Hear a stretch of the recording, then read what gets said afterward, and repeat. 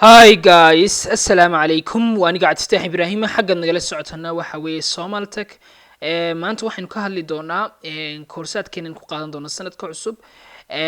Maxay hayday wuxuu inoo noqonayaa telephone systemka ugu horeyn doona casharaadkan qaadanayno.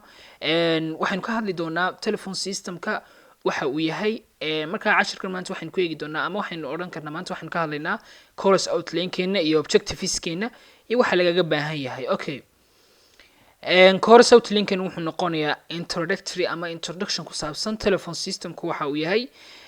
Chapterka waxaad ku baran doontaa telephone systemku waxa uu yahay iyo information ku saabsan qaabka uu shaqeynayo, history-giisa, xilligu soo bilaabmay iyo ciddii bilowday, waxyaabahaas oo dhan ayaad ku ogaanaysaa chapterka ugu horeeya.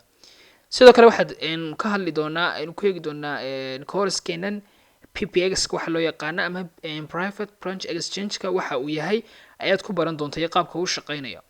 Sidoo kale waxaad ku arki doontaa IP telefoonku waxa uu yahay iyo qaabka uu isaguna u shaqeynayo. Chapterka ugu dambeeya noqonaya chapterka ugu muhiimsan oo kadib waxaan kusoo sameynaa summarizing ayaan kusoo sameynaa dhammaan intiin ku guda jirnay casharkan waxyaabihii aynu dhiganay iyo key pointska ugu muhiimsan ayaynu kusoo koobaynaa. Okay.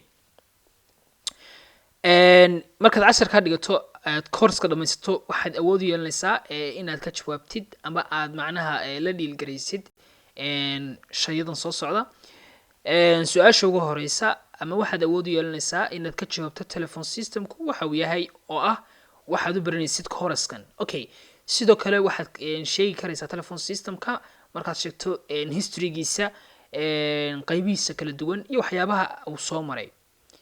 Sidoo kale waxaad ka jawaabaysaa course-kan markaad dhamaystirato asbarbar dhigi karaysa waxa loo yaqaan PSTN-ka ama public switch telephone network iyo PPX-ka waxa loo yaqaan private branch exchange-ka ayaad asbarbar dhigi karaysaa mid walba waxa uu yahay iyo waxyaabaha ay ku kala duwan yihiin iyo maxay helay sidoo kale waxyaabaha loo isticmaalo labadoodaba. Sidoo kale waxaad ka jawaabi karaysaa IP telefoonku qaabka uu shaqeynayo ayaad ka jawaabi karaysaa iyo xiriirka uu la leeyahay PSTN-ka inagoo eegi doona. Okay. Sidoo kale waxa aad sheegi karaysaa applicationska uu leeyahay telefoonku ama loo isticmaalo ama serviceska uu provide gareeyo ayaad ka jawaabaysaa markaad casharkan si complete u dhamaystirateed.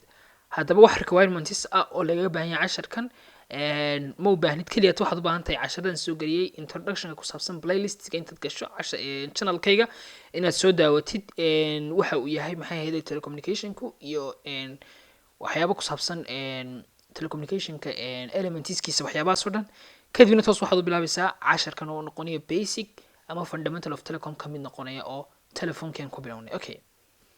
Wixii information inta dheer waxaad igala soo xiriiri karaysaa email-ka iyo Instagram-ka iyo number-ka xagga ku qoran.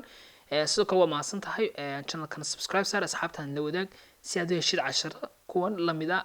Sidoo kale anaga waxaan noqonaysaa support iyo maxay ahayd sidoo kale waxaan noqonay dad motivated markaad noo samaysid sidan. Waa mahadsantihiin.